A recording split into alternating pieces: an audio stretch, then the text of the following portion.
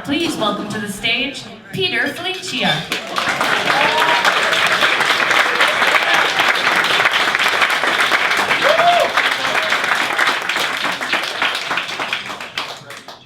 The Broadway musical, known as A Broadway Musical, opened and closed in one night. I saw it 3 times. Well, how could I not? How could I stay away? The book was by William F. Brown, who had just had a smash hit with The Wiz. But more to the point, the score was by lyricist Lee Adams and composer, who's with us tonight, Charles Strouse.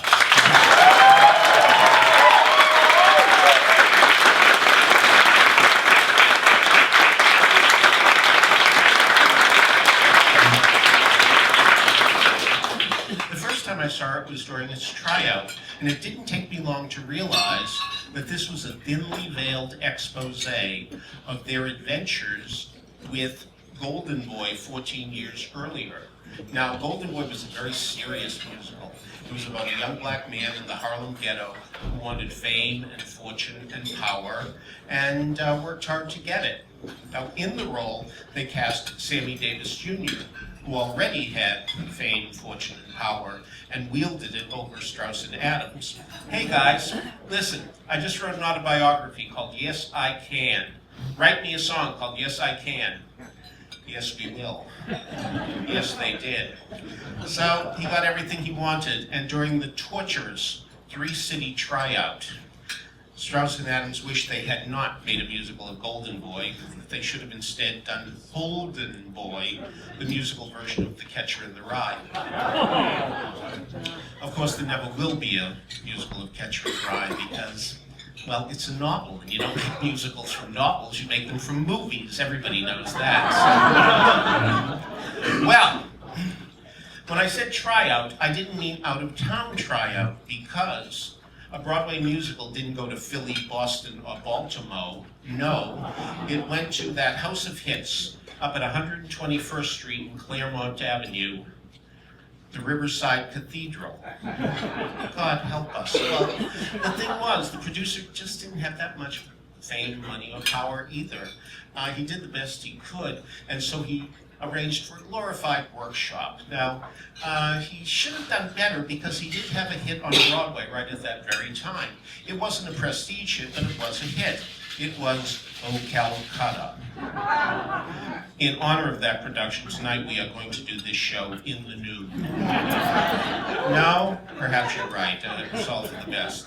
Anyway, up at the church, the leading man was Julius LaRosa. Now, you're pardoned if you've never heard of him. You only have if you're around my age, which I hope you are not. But Julius LaRosa was a big star in the early 50s because he was on the Arthur Godfrey show. That's another name that's been forgotten, but believe me, there was a time when Arthur Godfrey was big. He had a morning radio show that was simulcast on TV. He had a primetime show on Monday night. He had another primetime show on Wednesday night. Everybody loved Arthur Godfrey until he fired Julius LaRosa. Well, you know, maybe Arthur had a point, because A Broadway Musical wound up firing Julius LaRosa too, so there might have been something to that. Well, Who Says You Gotta Be Happy? That was the name of one of the songs in the show, sung by Helen Gallagher, who obviously wasn't happy because she left the production. Now, meanwhile, there's trouble with the director and the choreographer, so Strouse and Adams decide to call their old friend, who helped shepherd their first Broadway show into a big hit. That, of course, was Bye Bye Birdie, and that, of course, was Gower Champion. So, now they're moving to the Lunt-Fontanne Theater, and I'm seeing it for the second time during a preview, and I can tell that there have been some major improvements. But my God, the set was so ugly. It looked like the wrath of God. It was so cheap. And the thing was, again, the producer couldn't raise the money. Opening this show was harder than opening a child-proof bottle of aspirin. It just murder. So it finally opened, and it finally closed. But I was there that opening and closing night to see it for the 3rd time. And wow, I was really so moved by the rewrite of Who Says You Gotta Be Happy, which was now a big production number called You Gotta Have Dancin'. Because you do have to have dancing in a musical, at least until the British musicals came along. So as a result, what A Broadway Musical eventually had was 3 terrific showstoppers, as you'll hear tonight. 3 showstoppers in the old days, the conventional wisdom was, listen, if you got 3 showstoppers, it doesn't matter what else you have, you'll be a hit.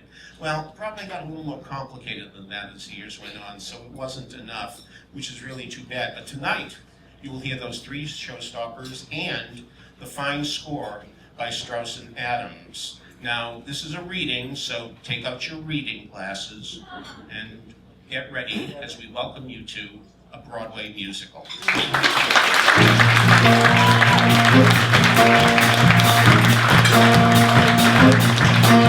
It's 1978. Times Square is bustling with Oldsmobiles. The line for a table at Howard Johnson's is out the door. And at Port Authority, hundreds of young actors pour out of buses from Omaha, Topeka, Tacoma, imagining their names in lights above the Morosco Theater, the Uris Theater, and the Mark Hellinger Theater.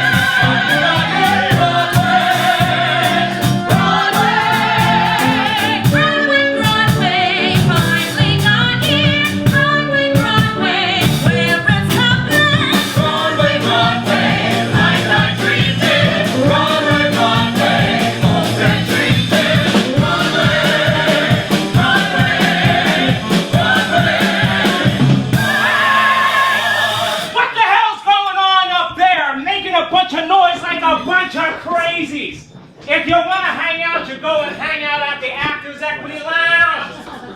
Now move it, now! One of the last folks to get off the bus from Cleveland is an aspiring, unproduced playwright, James Lincoln. He clutches nothing but a copy of his first play called The Point. Excuse me, can you tell me which way the Avenue of Americas is? You must be new in town. What you mean is 6th Avenue, 1 block east. Thank you.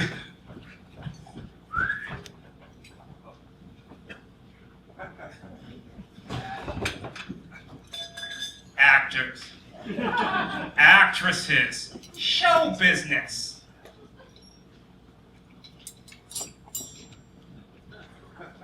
Broadway, where it's happening.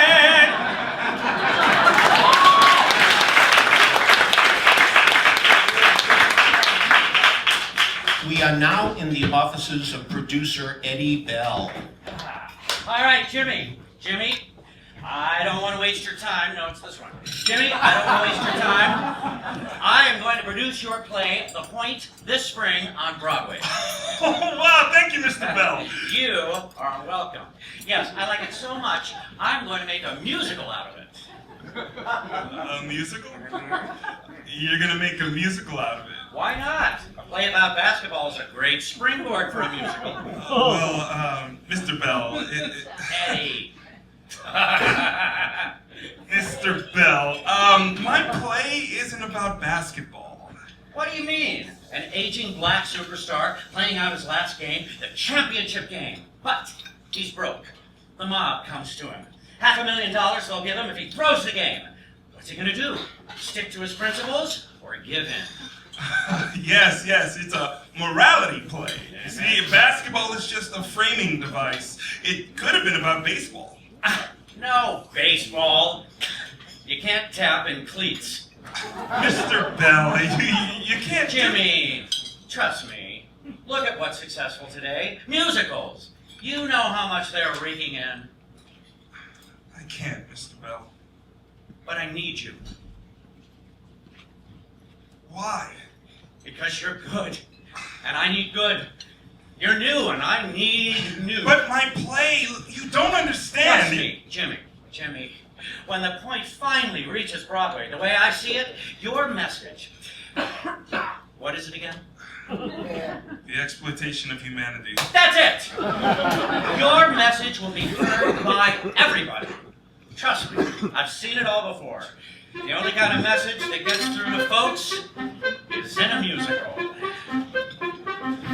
A movie is a strip of celluloid. A nightclub is a cellar to avoid. TV is for the age group that's still teething. And drama, your precious drama. Well, that's a lot of heavy breathing. But a musical, a Broadway musical, the ultimate dream, that sweet illusion. A Broadway musical, you want to escape the world's confusion. A Broadway musical, the girls are unreal, ideal you feel, you stumbled on paradise. You write me a hit, and man, that's it, you can't name your price. The songs in your play, it comes up money. It's like a miracle, a few honest tears, I keep it funny. A Broadway musical, whatever you want, you'll have in spades. Excuse the expression, kid. Hey, you talk about dough. I mean, Lincoln Continental, Gucci, Acapulco, go. There's nothing like a tasty, topical, big, black Broadway musical show. Now, I have already got your team lined up. Meet Lonnie Paul, your director and choreographer.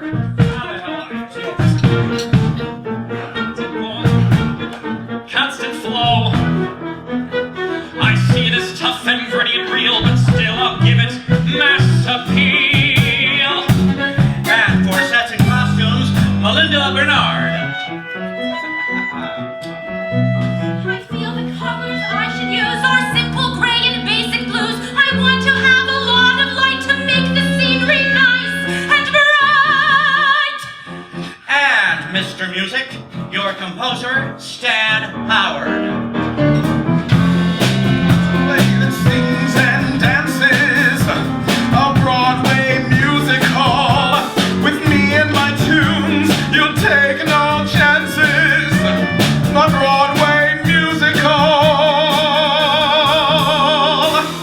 Thanks. And now, the best stage manager around, Maggie Simpson. Oh, all right. That's the stage manager in Oh, that's me? All right, sorry. Thank you. You go out of town, the sets fall down, the custom-made shoes don't fit, the funny scenes die, you wonder why you got into it. Got into it. It doesn't have one redeeming feature. A Broadway musical. You think it'll fly, this makeshift creature. A Broadway musical. And yet when it works, yeah! Forget the jerks who told you it would not go. 'Cause There's nothing like a big crash. Nothing like a big crash. nothing like a sassy, Tuneful glamorous Broadway musical show. We need the best folks in all positions. That's my philosophy. A top backstage crew, superb musicians. That's what you get with me. I think we can buy some of the clothes. No, sir. All designed by them. $1 spot man should be enough. Not for me. Get two. You work and you wonder why you chose it. This crazy Musical, they say in Detroit. Why don't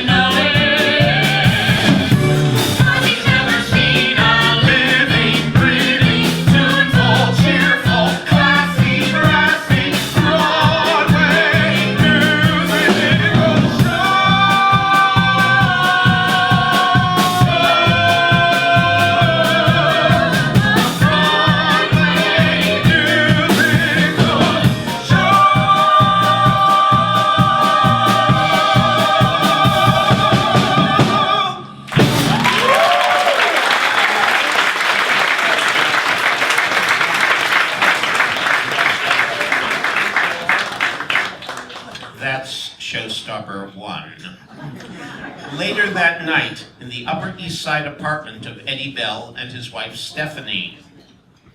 I want this one to be so good after the problem we had on our last 3 shows. What was that? They opened. I remember your first Broadway show. You were so hopeful. I still am. Just watch, Stephanie, just once. I am gonna make one of my ideas work. But you're going to be in the theaters again till all hours, Eddie. Then off to Boston or New Haven and who knows where. And I know what you like in the show. I become an afterthought. Some guys take girls around looking for something new. But that's not my way. At the end of the day, I hurry home to you. Join the boys for a drink. Okay, sometimes a few. But baby, you know, by 11 or so, I hurry home to you. There's nowhere else that I would rather be. Don't have to scrounge around for kicks. Yes, you're real close to me as we stay home and watch the Knicks. Sure, I may tell some lies. That's what other guys do. Some militant saint, just what I ain't. But you know one thing's true. I hurry home. I hurry home to you.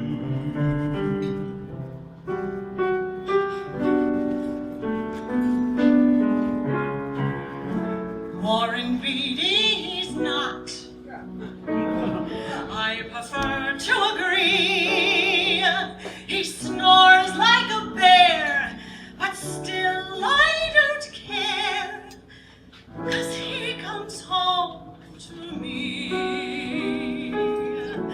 If his toys all fall down, then he sulks childishly, and he's very late. I wait and I wait, but he comes home to me. I know. I didn't know that line. I know I have some faults. Most of us have a few. All of you, but you dance like a dream. We are one crazy team. But we know one thing's true. I hurry home. I hurry home. You hurry home. You hurry home to me.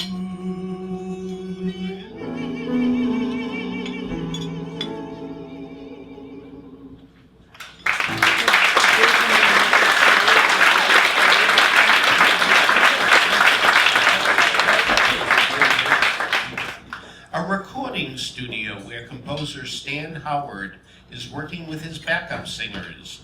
James enters the studio.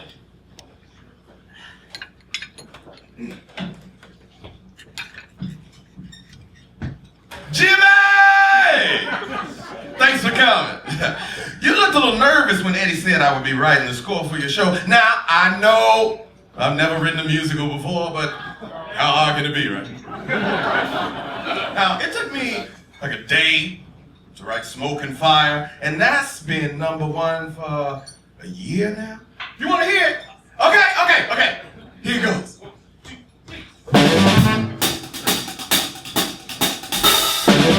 I'll burn in love for each other. Let me know you're my woman. I'm burning, I'm burning, I'm burning, I'm burning with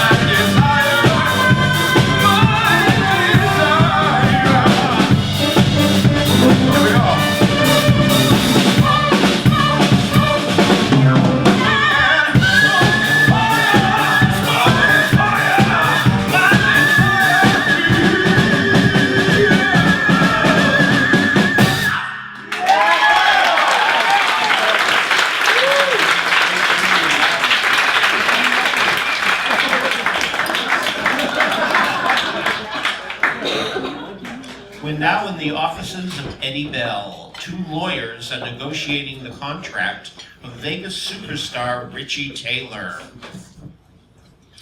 Richie Taylor wants us to pay for his own band, and they each get a per diem? Yes, but we're not asking for a full per diem for the bongo player. Fine, what else? Mr. Taylor gets 12% of the gross. 12% of the gross? 10% as high as we go. 12, 10 and a half. 12. 11. 11 and a half, 12. 12. We're in the soup. How do we recoup? Lawyers, lawyers, love them all. White ones, black ones, short and tall.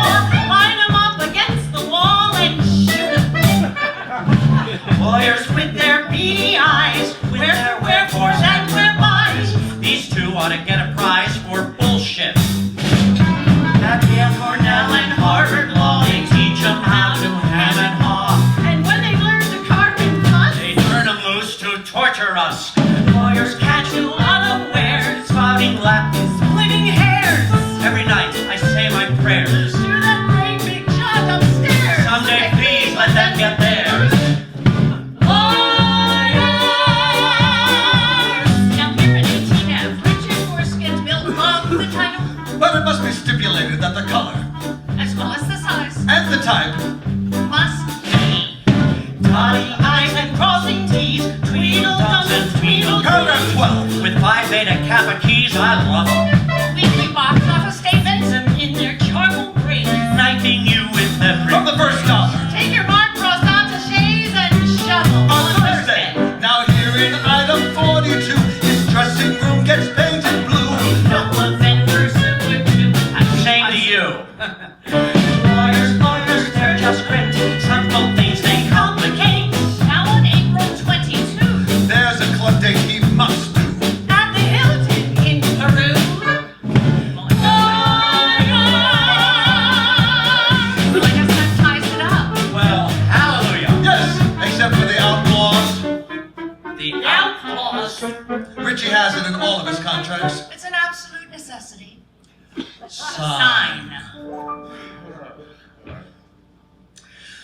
Now the contract's finally done, and for hearts they beat as one. We really have to run. Not at all. It's been great fun. Bye-bye, Bella. So long, boys. Best of luck. See you in court. See you in court. Lawyer.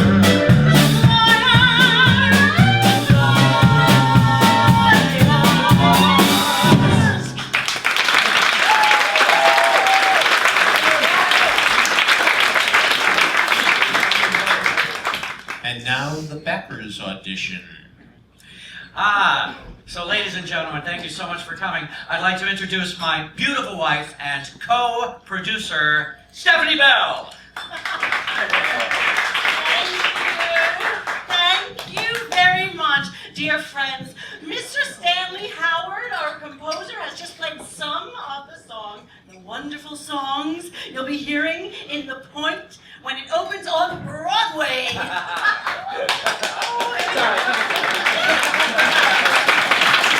Eddie, darling, isn't this exciting? A backers audition in our very own living room.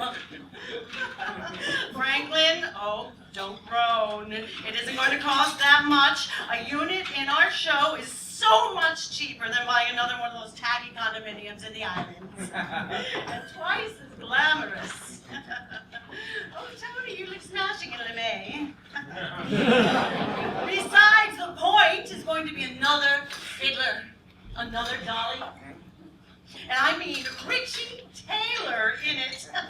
We'll all make a bloody fortune, and when we do, let's celebrate and charter the QE2 for a week in the Aegean. Yeah? Now, please, let us have your attention just a moment longer before we all get blasted. If there are any questions, just ask Eddie, and Sid, or Mr. Howard, or Mr. Lincoln, our brilliant playwrights, or Mr. Johnson, our director, even little old me.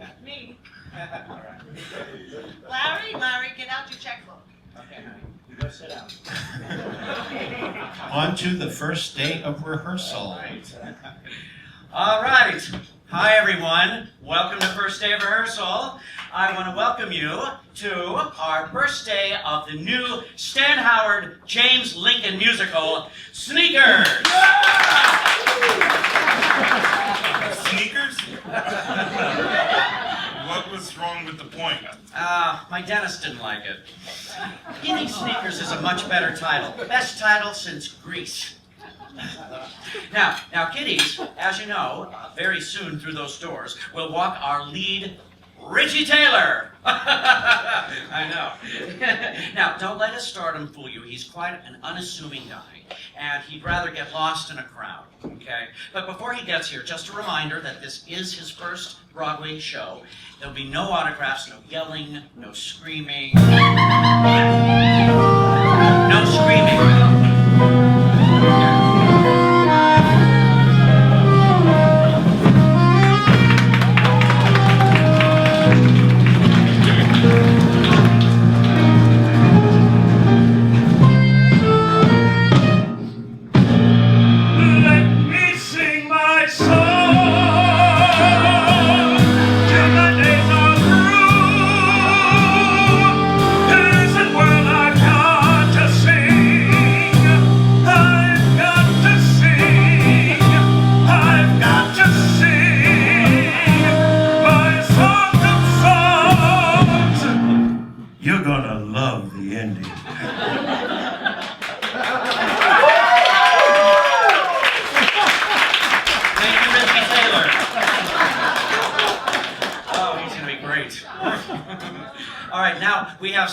Special guests to watch our rehearsal today, Mrs. Shirley Wolfe and her theater party ladies. Here we go. If it wasn't for Mrs. Wolfe and her friends, there'd be no Wednesday matinees in New York City. Yes, thank you, Eddie Bell.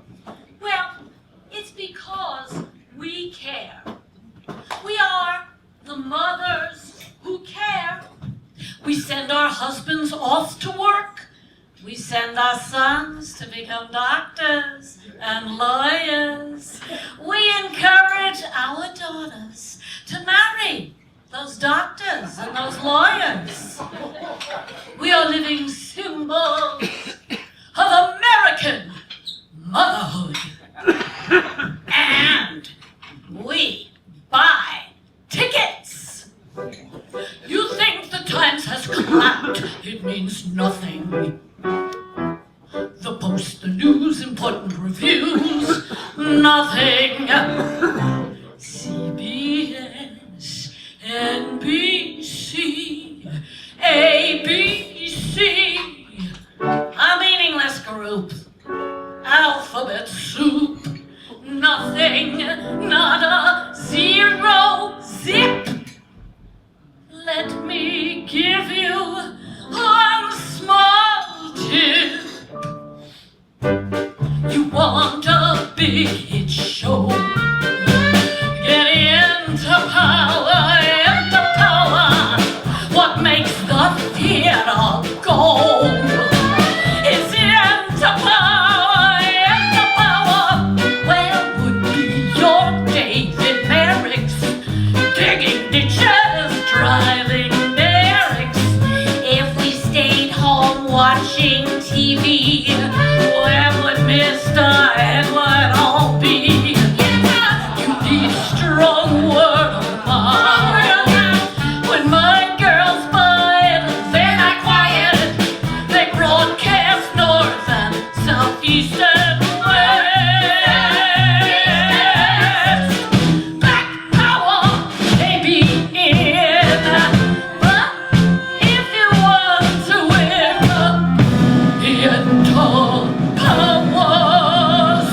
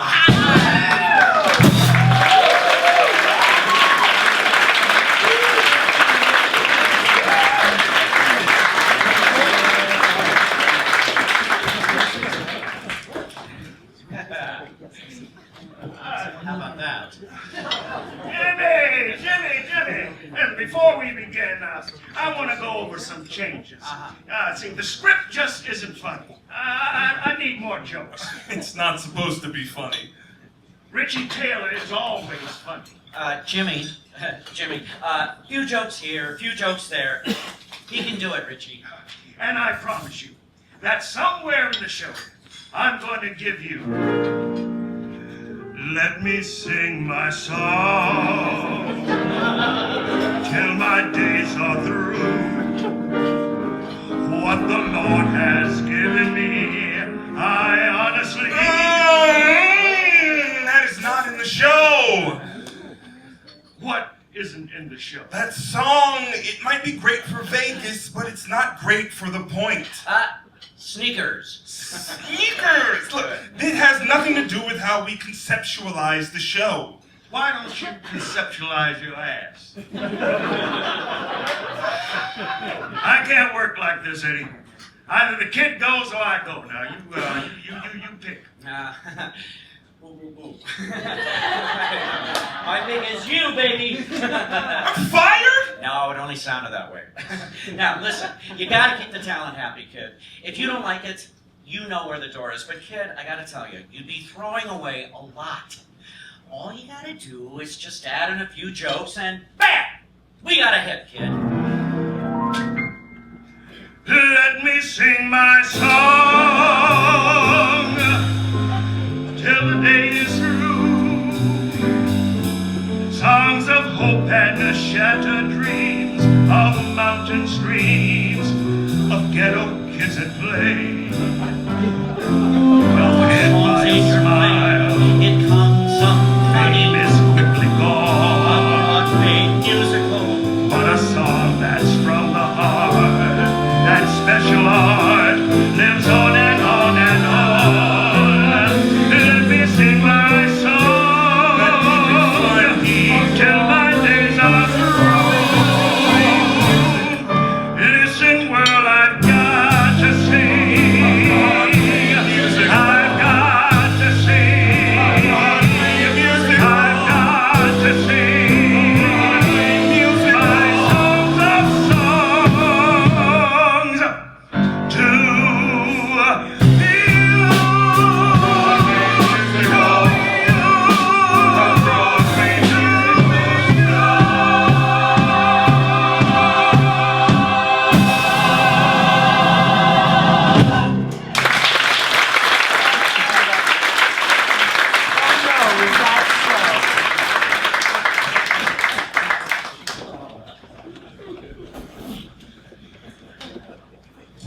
And so the curtain falls on Act 1, only to rise again on Act 2, of course. But before it does, let's have a little lagniappe here. In a Broadway musical played its off-Broadway tryout, a character named Jamala served as a possible love interest to James Lincoln. They met in an audition, and she was rejected from the show. That spurred her to sing a song to which many unlucky actors can relate. It's called You Only Get One Chance. Sadly, Jamala and the actress who played her, Julia Lima, never got a chance to do that song on Broadway. Now, nearly 40 years later, to show us what we missed, here is Julia Lima. You Only Get One Chance.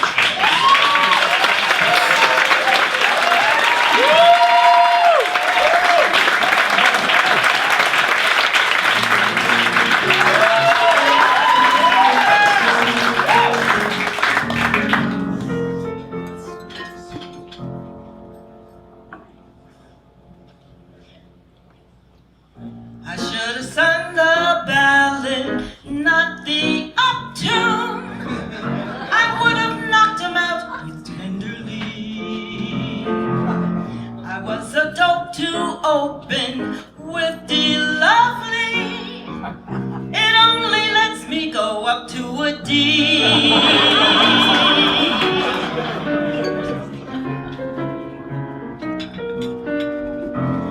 If I'd have worn an afro, not this fright wig, and not the schmata, but the knitted pants, I would have made him hear me stand up out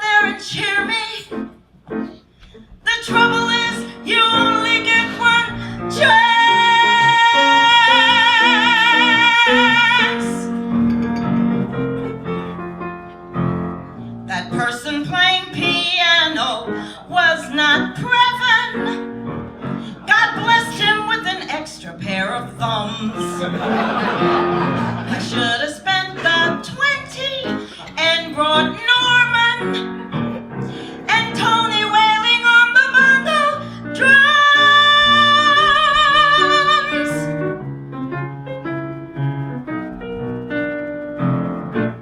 I'm good, but they don't know it. I wish I didn't blow it.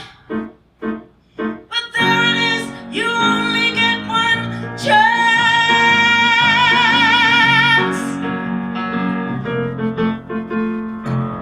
I should have been a cool blonde Swedish model. You know the type, all teeth and bones and hair. Or else a hot tamale, Puerto Rican, with busy hips and bosoms out to there.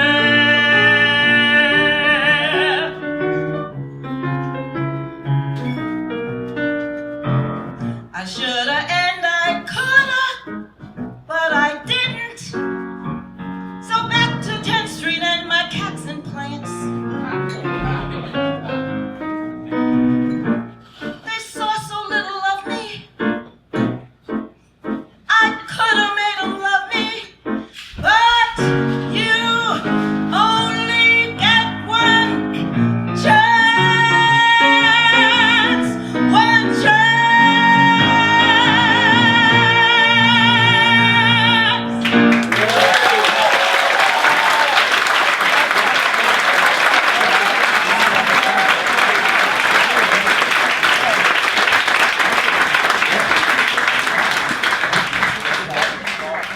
Act 2 introduces us to a new character, Sylvester Lee.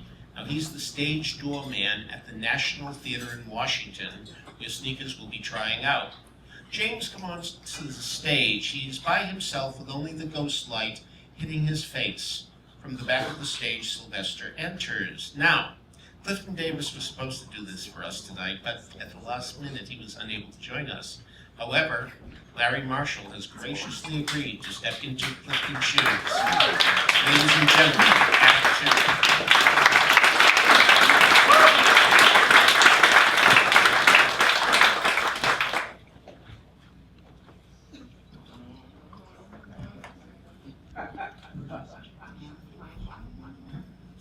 Oh, sorry, I didn't know anyone was still here. I don't know if I am. First day of rehearsal? Yep. Not at all what you wanted it to be? Nope. Welcome to the theater. Sylvester Lee, doorman here since 1922. What's your show about? It was a play about the exploitation of humanity, and now it's a musical about the exploitation of humanity in basketball. In my day, musicals sounded like musicals. Well, this is a morality musical. What? You see, ever since Oklahoma integrated music and plot and dance into a dramatic entity, Oh, Lord. You think you got dancers, 'cause you call it ballet. You think you know showbiz from Z back up to A. You got all the answers, you know it all today. Well, let me tell you, kid, you don't. We did. Brother, you ain't seen a thing. You weren't around for the fun. It wasn't Broadway, we didn't care. Broadway was old fay, nothing down there. We had the beautiful shows. Ah, man, what a time to live through. Remember the 1934 Hot Chocolate Jazz Babies Review. And I was the star of all those Hot Chocolate reviews. 1934, 35, 36. You never heard of them, huh? Well, where you from, kid? Mississippi? Harlem was where it was at. Young Ethel Waters was great. I guess you heard of Sylvester Lee. Rhythm in motion, well, that was me. White folks came up in their cars. Well, they're the only ones who had cars then. Big shots from Fifth Avenue to laugh at the 1934 Hot Chocolate Jazz Babies Review. Coleman Hawkins, Cootie Williams. You know, even Gershwin used to drop in. Willie the Lion wheeling away. Duke playing backup for Lady Day. Never again will you hear that happy music that they blew each night in the 1934 Hot Chocolate Jazz Babies. Oh, Buck and Bubbles, how they could hoof. They sing your troubles right through the roof. You never saw a soft shoe like up in the 1934 Hot Chocolate Jazz Babies. High yellow showgirls prancing around. You never saw girls like the ones I turned down. You know, George Washington Carver started up there too. I taught the boy every step that he knew. Up there in the 1934 Hot Chocolate Jazz Babies Review.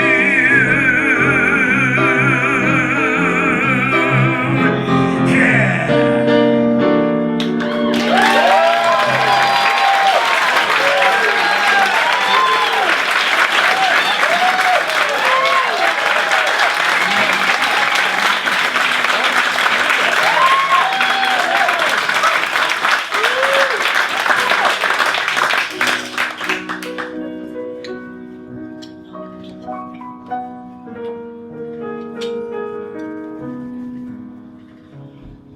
Remember the 1934 hot chocolate jazz babies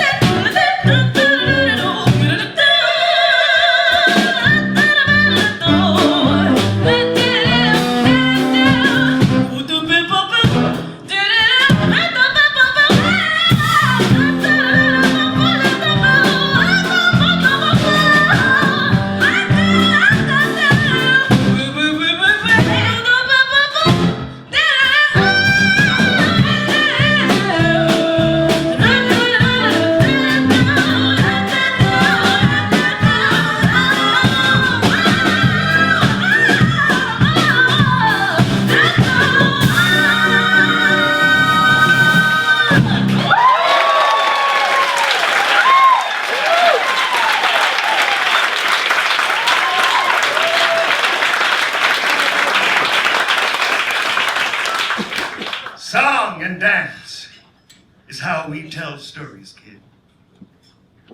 Thanks, Mr. Lee.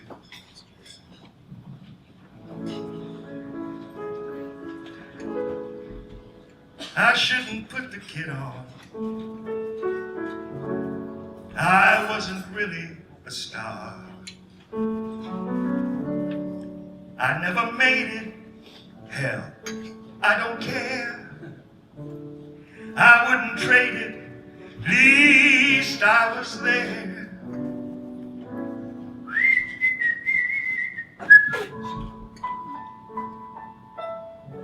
I was the king, I tell you. Remember the 1934 hot chocolate jazz babies.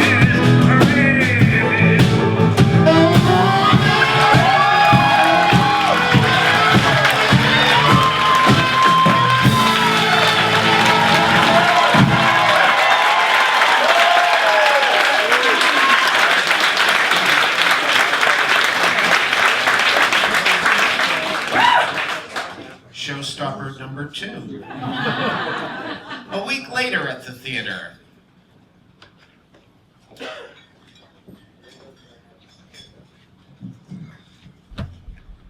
There you are. Richie loves the new jokes. So did Eddie. And so did Eddie's dentist. Great. Yeah, it's almost a musical. Almost. You just need one more thing.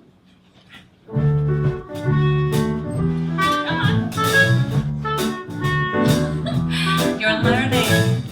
You can get around by walking. You can make some dough by talking. But for real kicks, you gotta have dancing. Wanna make some sunshine happen. Loosen up and try some tapping. You'll find you gotta have dancing. Let out the Fresnel that's within you. Inside that flabby skin, there's a thin you. I knew it. So the whole world needs improvement. We can start a movement. Hurrah for feet! You gotta have dancing.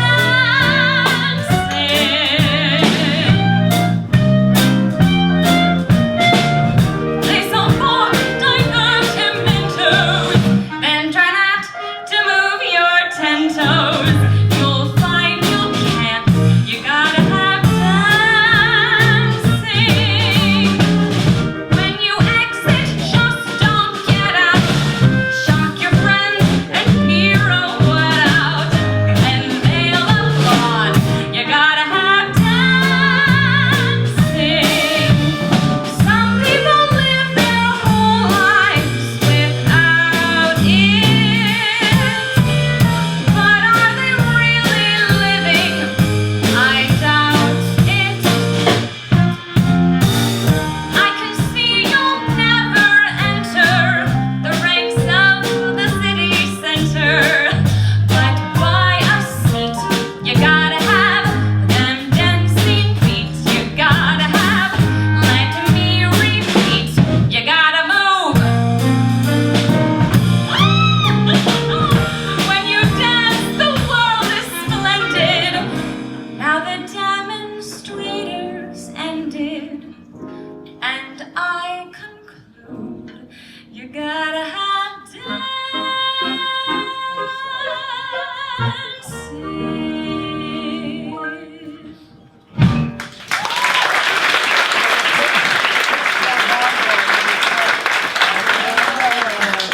Showstopper 3. Opening night, out of town in Boston. All right, I want to run the locker room scene one more time for lights. All right, let's do it.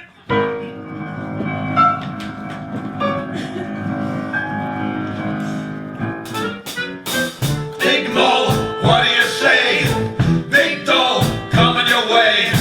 Hey Mo, wanna know how to make $500? You blow one little shot, then Mo, look what you got. Take the money, take it all now. 500 now. It's easy, nothing to it. We'll tell ya how to do it. Hey Mo, what do you say? What do you say?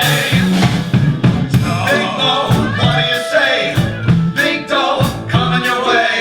Say Mo, wanna know how to make $500? It's easy, nothing to it. We'll tell ya how to do it. Hey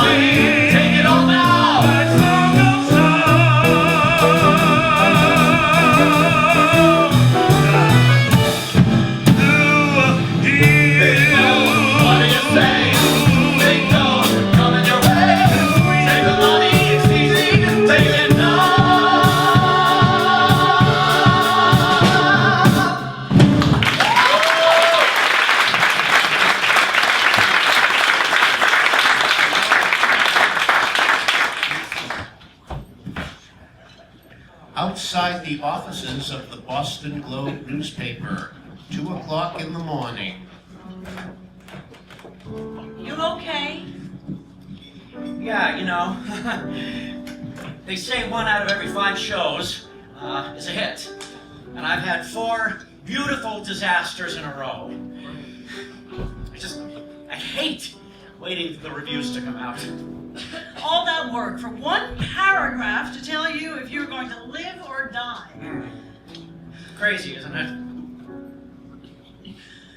What you go through for just those damn reviews, for smashing New York Times, terrific daily news.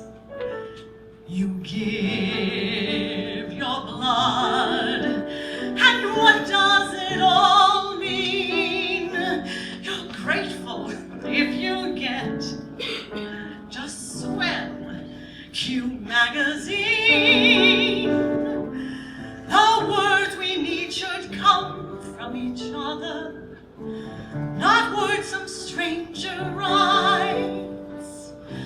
Fond caresses from newspaper presses won't warm us on winter nights. So here's to you, the one I need the most. He brightens every scene, a winner, New York Post.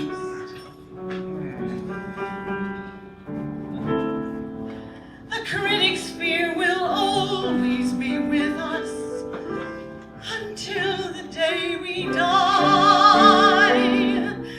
And I know what they put on our tombstone. Dull ending. UPI. So hold me close, and whisper soft to me. Perfection, Channel 5. just lovely NBC. One thing I know, I need just 1 review to make me feel alive. It's Edward. I love you.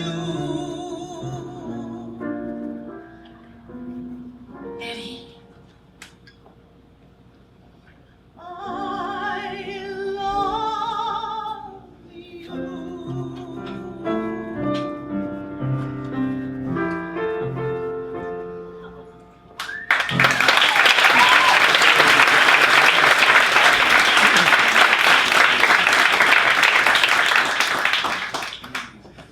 The next morning, in the lobby of the Boston Hotel, Richie, holding a suitcase, runs into Eddie. Richie, where are you going? Oh, back to Vegas. Now, why? The reviews were encouraging. They said we're almost brilliant. Richie Taylor doesn't do almost brilliant. Richie Taylor is brilliant. Richie, we don't have a show without you. All the money was raised with your name. Oh, tough luck, Eddie. Now, if you're in Vegas, I'll get you some seats that season. That is, if you have any money left to gamble.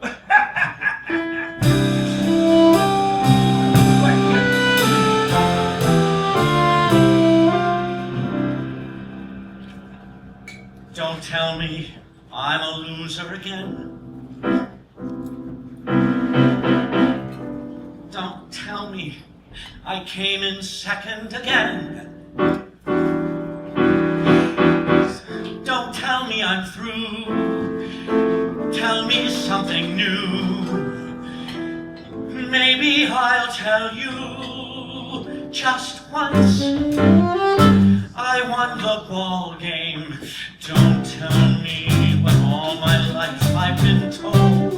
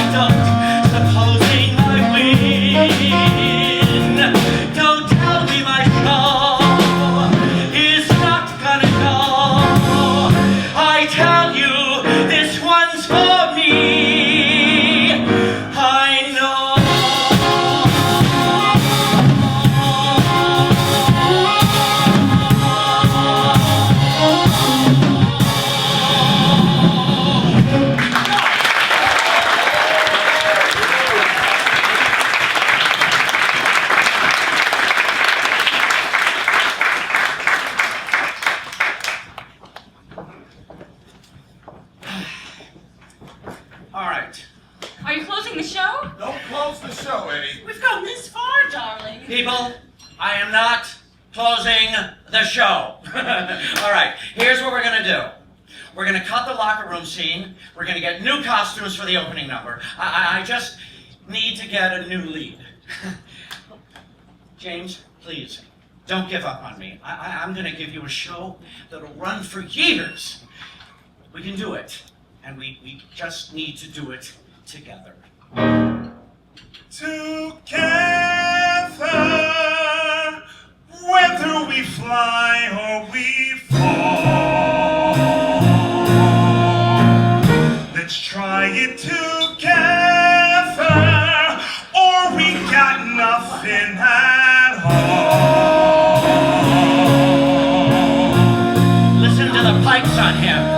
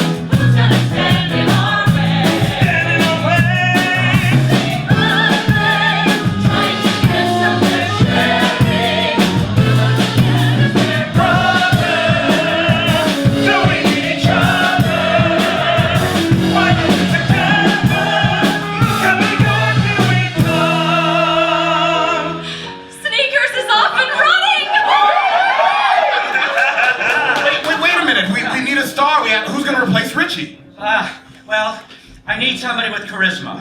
I need somebody who can sing, somebody who can dance, somebody who is fresh-faced and new and tall. You! Me? I can see it now. Unknown playwright stars in his own show. New musical is Cinderella's Glass Sneaker. Temperamental star quits the show, young kid goes on and saves the show. Okay. Let's get to work. Together, We're gonna make it. We're gonna do it.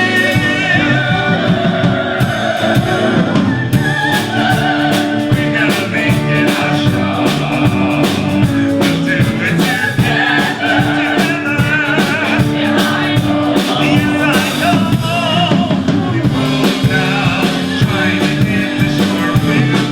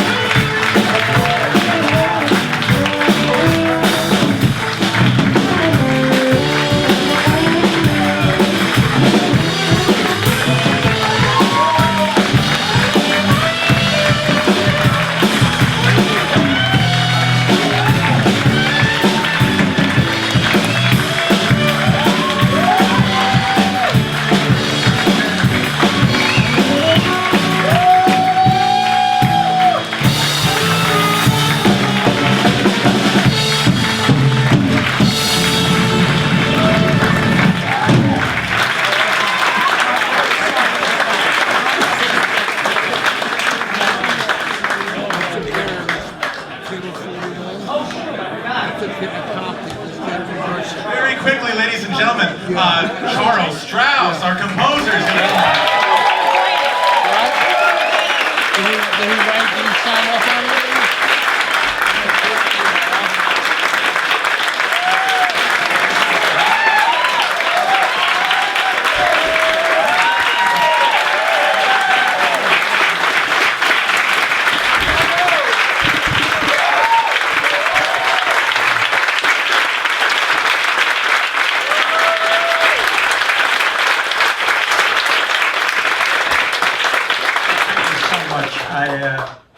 This means more to me than I can tell you, but I'm going to tell you. It was a very hurtful experience in doing it, and this has closed a lot of the wounds and the bleeding. Because you guys got what we were going for, whereas when we did it on Broadway, a lot of people thought we were anti-Semitic, and we were anti-black. I'm not kidding you when I say that. It's so totally wrong for Lee and myself and Bill Brown. And you guys got the spirit, because it's now when it is. We just wanted to make fun and show our love for the theater, and I felt it from all of you tonight. And it's really meaningful to me because it stops a lot of bleeding. You know, one of the things that happens when you write a show, a whole musical, you write the music, of course, but you work on every aspect of it. You identify with the actors, you read the reviews, you sit through tech rehearsals. In this particular show, we tried to put in a great deal of the feeling we have for theater people like ourselves. And for some reason, when we did it, back in the 19th century somewhere, a lot of people thought we were being anti-Jewish because we wrote a song called Yenta Power. No, there were some critics who said that we were making fun of Jewish people, and people who said we were making fun of black people. And I know Lee and Bill and I, all we wanted to do was to show the love that we felt for the theater and everyone in it. That's where I grew up, in there and in music. So tonight, for the first time in my life, it filled in a lot of those open wounds. And I thank you from the bottom of my heart.